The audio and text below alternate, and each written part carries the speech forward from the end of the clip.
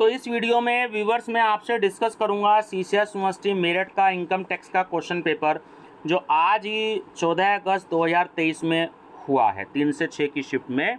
और मेरी कोशिश ये है कि मैं सेम डे कोई भी कॉमर्स का पेपर या बीए का पेपर जो हो रहा है, जो भी मेरे पास अवेलेबल मुझे होते जा रहे हैं, तो मैं कोशिश कर रहा हूँ कि सेम डे मैं उसको अपलोड कर दूँ या नेक्स्ट डे कर दूँ, ताकि एक तो आने वाले बच्चों को टाइम से पेपर मिल जाए और दूसरा जो सहारनपुर यूनिवर्सिटी में भी पेपर होने बाकी हैं या जो यूपी के अदर यूनिवर्सिटीज़ में भी पेपर होने बाकी हैं या ऑल ओवर इंडिया में इनकम टैक्स का जो कहीं चल रहा है, तो वहाँ भी बच्चों को 2023 का क्वेश्चन पेपर अवेलेबल हो जाए। तो नमस्कार स्टूडेंट्स, मैं डॉक्टर पवन ओबराय स्वागत करता हूँ आप सभी का अपने YouTube channel study with doctor Pawan Oberoi पर। तो पहले आप मेरा चैनल सब्सक्राइब करें study with doctor Pawan Oberoi, और उसके बाद BCom 4th semester unsolved paper के नाम से प्लेलिस्ट देखिएगा, जहां पर आपको सीसीएस यूनिवर्सिटी के तो क्वेश्चन पेपर मिलेंगे, लेटेस्ट भी, प्रीवियस ईयर भी, और जो पूरे उत्तर प्रदेश में अगर मुझे कहीं के भी क्वेश्चन पेपर मिलते हैं, हरियाणा के मिलते हैं, मध्य प्रदेश के मिलते हैं,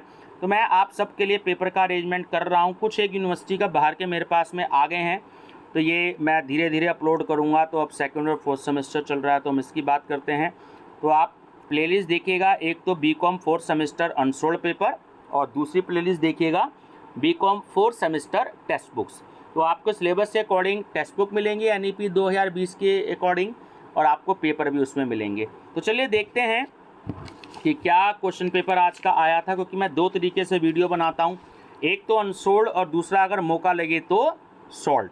ठीक है, तो मैंने कल ही एक इसमें 2023 का अप्रैल 2023 का प्राइवेट का मैंने क्वेश्चन पेपर का एक न्यूमेरिकल मैंने सॉल्व किया है इनकम फ्रॉम अदर सोर्सेज का, तो वो आप मेरी प्लेलिस्ट में देख सकते हैं ना, BCom 4th semester unsolved paper के नाम से। तो देखिए क्या क्या क्वेश्चन आए हैं आज 14 अगस्त 2023 में 3 से 6 की शिफ्ट में सीसीएस यूनिवर्सिटी मेरठ में। नंबर फर्स्ट है, what is assessment year and what are the exceptions to assessment year.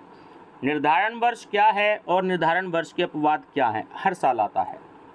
दो, how will you determine the residential status of an individual. आप किसी व्यक्ति की आवासीय स्थिति का निर्धारण कैसे करेंगे। रिपीट क्वेश्चन है, मैंने 2-3 पेपर में कराया है, तो ये क्वेश्चन रिपीट हुआ है। Third, what are the provisions of section 80U of income tax act 1961। Income tax act 1961 के सेक्शन 80U के प्रावधान क्या है। देखिए 80C से 80U तक की स्टूडेंट डिडक्शंस होती हैं। तो 80U मेनली मैं बता देता हूँ आपको, 1,25,000 की छूट होती है और 75,000 तक की छूट होती है ना। तो उसमें आंशिक रूप से जो हैंडीकैप्ड होते हैं, पार्शली हैंडीकैप्ड, तो उनको दे दी जाती है 75,000 की। और कोई अंधा आदमी होता है, CMO से सर्टिफिकेट बनाना जरूरी होता है, चीफ मेडिकल ऑफिसर, तो उसको 1,25,000 तक की भी डिडक्शन मिलती है। ठीक है। नंबर 4 है आपका डिफाइन कैपिटल एसेट्स, पूंजीगत संपत्ति को परिभाषित कीजिए, हर साल आता है, बहुत इंपॉर्टेंट क्वेश्चन है। नेक्स्ट है question number 5, what are the clubbing provisions in case of minor. ये क्वेश्चन कम आता है। एवियस के मामले में क्लबिंग प्रावधान क्या है ना, ये इस बार बहुत सालों बाद क्वेश्चन आया है, कम आता है। चलिए शॉर्ट आंसर टाइप क्वेश्चंस में आपको बता देता हूँ। Question number 6, explain set of and carry forward provisions in case of profits and gains of business and profession. व्यवसाय और पेशे के लाभ और प्राप्ति के मामले में सेट ऑफ और कैरी फॉरवर्ड प्रावधानों की व्याख्या करें। ये क्वेश्चन इंपॉर्टेंट है, आता है। 7, what are the rules regarding advance payment of tax. Tax के अग्रिम भुगतान के संबंध में क्या नियम है, बहुत इंपॉर्टेंट है, हर दूसरे तीसरे साल रिपीट होता है। Question 8, what do you mean by TDS and what are the provisions of TDS in case of income from salary. TDS tax deducted as source है ना, पूरा नाम है, से आपका क्या मतलब है, और वेतन से होने वाली आय के मामले में TDS के क्या प्रावधान है। तो कर लीजिएगा, कभी कभी ये क्वेश्चन आता है। ठीक है, ज़्यादा नहीं पूछा जाता, कम पूछा जाता है। क्वेश्चन नंबर 9, चलिए लॉन्ग क्वेश्चन देख लेते हैं। यहाँ पर AB करके इस बार पूछा गया है। चलिए क्या है, रेजिडेंशियल टैक्स लायबिलिटी का क्वेश्चन है। 9th का A, Warner Australian cricket player visit India for 100 days in every financial year for the past financial years. ठीक है. Find out his residential status for the AY मतलब assessment year 2022-23. Second, would your answer change if above facts relate to S, an Indian citizen who resides in Australia and represent the Australian cricket team? क्या आपका उत्तर बदल जाएगा यदि उपरोक्त तथ्य S से संबंधित है, जो एक भारतीय नागरिक है, ऑस्ट्रेलिया में रहता है और ऑस्ट्रेलिया क्रिकेट टीम का प्रतिनिधित्व करता है. ठीक है. चलिए, थर्ड है, what would be your answer if Warner had visited India for 120 days instead of 100 days every year including previous year 2021-22. अगर वार्नर ने 120 दिनों के बजाय हर साल 100 दिन, पूरे 100 दिन भारत का दौरा किया होता तो प्रीवियस ईयर 2021-22 सहित, तो आपका जवाब क्या होता? बी. अब देखिए, बी है आपका. Mister A age 40 years and resident in India has a total income of rupees 4 crore 50 lakh. Comparing long-term capital gain taxable under section 112 of rupees 55 lakh, short-term capital gain under section 111A of rupees 65 lakh, and salary income of rupees 3 crore 30 lakh. Compute his tax liability for assessment year 2022-23. Assume that Mr. A has not opted for the provision of section 115BAC.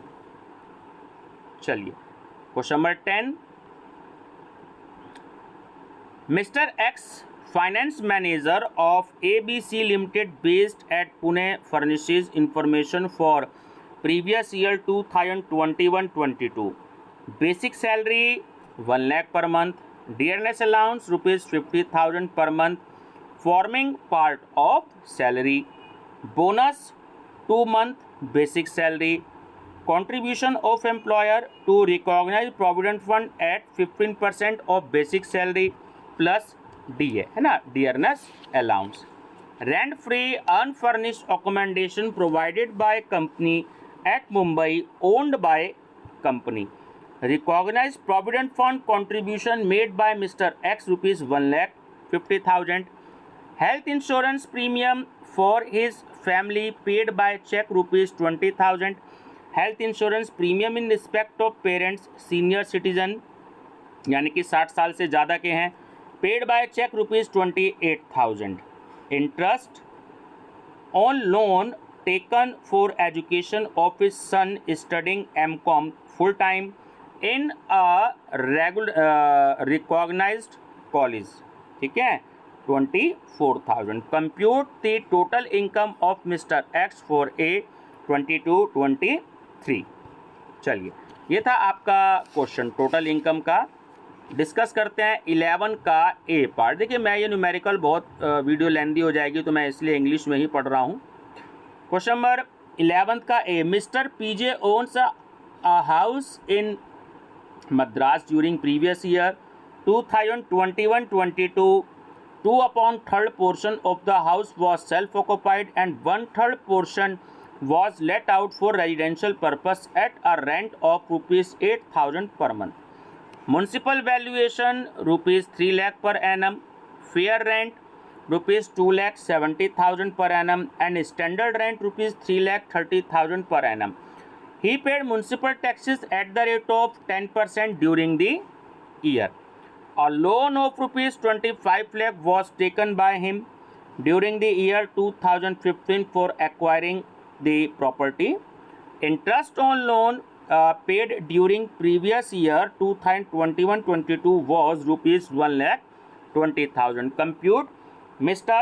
PJ's income from house property for the assessment year 2022-23. है ना. अब इसी का B part देखिए, अब इन्होंने क्या दिया है. इन्होंने एक्चुअली ए बी पार्ट करके दे दिए हैं इस बार, बहुत कम आता है ऐसे।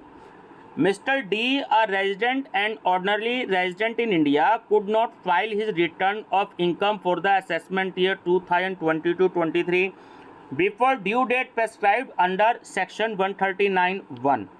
Advise Mr. D as a tax consultant what are the consequences, मतलब परिणाम, for non filing of return of income within the due date under section 139(1). Bharat में रहने वाले और सामान्य रूप से निवासी श्री डी धारा 139(1) के तहत नियत तारीख के भीतर अपनी आयकर रिटर्न फाइल नहीं कर सके। श्री डी को कर सलाहकार के रूप में सलाह दें आयकर रिटर्न के गैर फाइलिंग के परिणाम क्या हैं। ठीक है। 12th A, mister P purchases HP यानी कि house property for ₹1,06,000 on 15th May 1995। The following expenses are incurred by him for house property, है ना, आपका कैपिटल गेन का क्वेश्चन है। Cost of construction of first floor in 97-98 rupees 3,10,000, reconstruction of the property in previous year 2019-20 rupees 7,35,000, reconstruction of the property in previous year 2019-20 rupees 5,50,000, fair market value of the property on 1st April 2001 is rupees 8,50,000. House property is sold by Mr. P on 10th August 2021 for rupees 68,000. Expenses on transfer rupees 50,000. Compute the capital gain of Mr. P for assessment year. ठीक है, चलिए अब financial year 2022-23 का दे रहा है आपको 105, 2019-20 के लिए दे रहा है 289 और फाइनेंशियल ईयर 2021-22 के लिए दे रहा है आपका 317। ठीक है, चलिए नेक्स्ट देखते हैं। आपका क्वेश्चन है आपका इसमें बी पार्ट इसी का, discuss the tax liability in the hands of the receipts. ठीक है, recipients. Number first, mister D received advance of ₹56,000 on 1st September 2019 against the sale of his house. However, due to non-payment of installment in time, contract has cancelled and ₹56,000 was forfeited. Second, Mr. P transferred a house to his son, Mr. Raj, without consideration. Stamp duty value is ₹12 lakh. Third, Mr. T gifted a refrigerator to his sister's daughter on her marriage. Fair market value ₹75,000। तो ये आपका B part हो गया। ठीक है, और last question देख लेते हैं 13, right short note on any 3 of the following. आपको टिप्पणी लिखनी है 3 पर। A, set off and carry forward of losses under the head capital gain. B, clubbing of income of minor child. C, deduction under section 80D. और D है आपका presumptive income under section 44AE। ठीक है, प्रकल्पित आय आपको बतानी है धारा 44AE के तहत। तो ये स्टूडेंट्स जो इस बार का पेपर आया है, एक्चुअली मैंने कम से कम 5-6 क्वेश्चन पेपर अपलोड किए हैं इनकम टैक्स के अब तक। तो ये वाला जो क्वेश्चन पेपर जैसे मैंने थंबनेल में 14 अगस्त 2023 दिया है ना, तो ये क्वेश्चन पेपर बड़े स्टैंडर्ड का है। इस बार सीसीएस यूनिवर्सिटी मेरठ का जो क्वेश्चन पेपर आया है ये तब तो नहीं कहा जा सकता, क्योंकि अगर आप टेक्स्ट बुक से तैयारी अगर अच्छे से नहीं करेंगे ना, कोई मॉडल पेपर या रिफ्रेशर ऐसी लेकर के सोचे कि मैं 5-7 दिन में पढ़ लूँ, तो काम बनने वाला है नहीं। तो इसलिए आपको टेक्स्ट बुक से जो है वो इसकी स्टडी करनी पड़ेगी। तो इस बात का आपको ध्यान रखना पड़ेगा। तो आपको क्या करना है कि आप टेक्स्ट बुक से स्टडी करें और अच्छे से पढ़ें, क्योंकि इसमें अगर स्टूडेंट्स फेल हो जाए ना तो बड़ी फिर प्रॉब्लम हो जाती है। तो मेरा तो सजेशन आपको यही है कि आप जो है अपना स्टडी करते रहिएगा स्टूडेंट्स, ठीक है। मेरी तरफ से सभी को best of luck. B Com 4th semester unsolved paper के नाम से प्लेलिस्ट मैंने बना रखी है, तो आप ध्यान दीजिएगा, और उसमें बहुत सारे क्वेश्चन पेपर दे रखे हैं, तो उन सब की स्टडी जो है बहुत अच्छे से कर लीजिएगा। बाकी मेरी तरफ से best of luck, thank you.